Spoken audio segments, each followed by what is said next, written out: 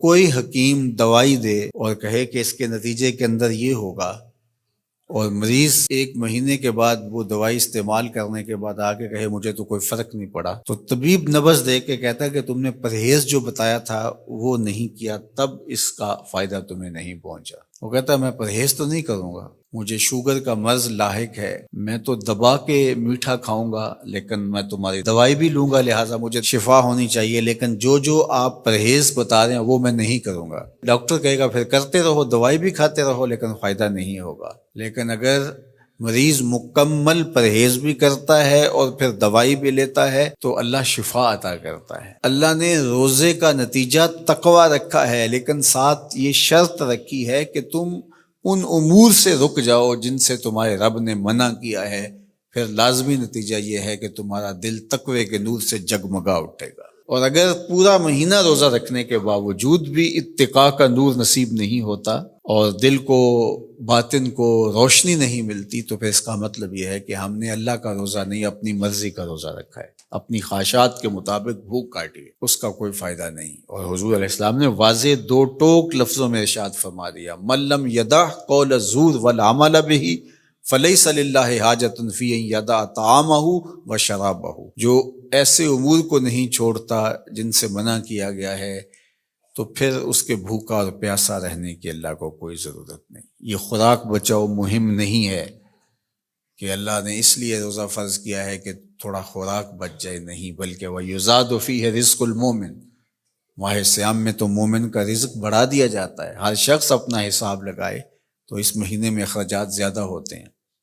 تو یہ خوراک بچاؤ مہم نہیں ہے، بلکہ یہ تقوی کے حصول کا ذریعہ ہے مہینہ۔ اور اس پورے مہینے میں اگر ہم اپنے آپ کو بچائیں گے، اپنی زبان کو بچائیں گے، سب سے زیادہ جرائم گناہ ہماری زبان کرتی ہے، ہماری آنکھیں بھی گناہ کرتی ہیں، ہمارے ہاتھ بھی گناہ کرتے ہیں، ہمارے پاؤں بھی برائی کی جگہ پہ چل کے جائیں تو گناہ گار ہوتے ہیں، ہمارے کان بری چیزیں سنیں تو یہ بھی گناہ گار ہوتے ہیں، لیکن سب سے زیادہ گناہ ہماری زبان کرتی ہے۔ تو اس لیے ماہ سیام میں زبان کو کنٹرول کرنے کا کہا گیا۔ آقا کریم نے فرمایا جب تم سے کوئی الجھنا چاہے اور تم روزے سے ہو تو اسے کہو میں روزہ رکھا ہوا ہے، یعنی تم سے کوئی زیادتی بھی کرنا چاہے تم اس سے الجھو نہ، اور کہو انی امرؤ صائم، میں روزہ رکھا ہوا ہے۔ تو روزے کے اندر تو آپ اپنی زبان کو بچاتے ہیں اس احساس کے ساتھ کہ میں روزے سے ہوں۔ یہ احساس جب جڑا ہوتا ہے کہ میں روزے سے ہوں تو کلی بھی احتیاط سے کی جاتی ہے نا، کوئی قطع حلق سے نیچے نہ ٹپک جائے۔ جب آپ روزے سے ہوں اور یہ احساس آپ کے ساتھ جڑا ہوا ہوتا ہے تو آپ امور میں احتیاط کرتے ہیں کہ میرے روزے کو نقصان نہ پہنچ جائے۔ تو کیا صرف کھانے اور پینے سے ہی روزے کو نقصان پہنچتا ہے یا روزے کو نقصان پہنچانے والی اور چیزیں بھی ہیں؟ تو اگر غیبت ہے، جھوٹ ہے، بہتان تراشی ہے، سب و شتم ہے، حتیٰ کہ فضول گوئی ہے، تو یہ چیزیں روزے کے نور کو ختم کر دیتی ہیں، اور پھر وہ بندہ بھوک اور پیاس کاٹ رہا ہوتا ہے۔ تو بھوک اور پیاس سے مقصد جو حاصل ہونا ہے، دیکھو میں نے ابن عاشور کے حوالے سے کہا کہ کچھ چیزیں ہیں کہ ہمارا ذہن طے کر لیتا ہے اور ان سے دور رہنا ہمارے لیے مشکل نہیں ہوتا، جس طرح مردار ہے، خنزیر کا گوشت ہے، اور اس طرح کی بہت ساری چیزیں ہیں، ہزاروں ایسی چیزیں ہیں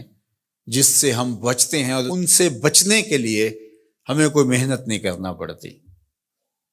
وہ کہتے ہیں ہمارا مائنڈ کلیئر ہو گیا کہ یہ حرام ہے، یہ گناہ ہے، ہمارے رب نے منع کیا ہے، تو بس ان سے ہم بچ جاتے ہیں۔ اگر ہم اس کی فہرست بنائیں تو وہ سینکڑوں میں، ہزاروں میں چلی جائے، جو اللہ کی توفیق سے ایک مسلمان نہیں کرتا۔ صرف اس احساس کے ساتھ کہ میں مسلمان ہوں، وہ نہیں کرتا۔ لیکن بہت ساری ایسی چیزیں ہیں کہ تم اس بات کو تسلیم کرتے ہو کہ ہم مسلمان ہیں، ہم نہیں کرنا چاہیے، لیکن اس کے باوجود تم کر رہے ہوتے ہو، تو ان ساری بیماریوں کا علاج روزہ ہے۔ تو اب روزہ بھی اگر ہم نے دیکھیے اور کوئی دوائی کارگر نہیں ہو رہی یہاں، تو یہاں روزہ چاہیے، اور اس دوائی کے ساتھ بھی اگر پرہیز نہیں کریں گے تو بیماری تو بڑھتی رہے گی، تو آہستہ آہستہ جو ہے وہ بیماری جڑ پکڑ جائے گی، پھر بہت مشکل ہوگا نکالنا۔ تو روزہ ان ساری بیماریوں کا علاج ہے جن کو ہم ختم نہیں کر پاتے۔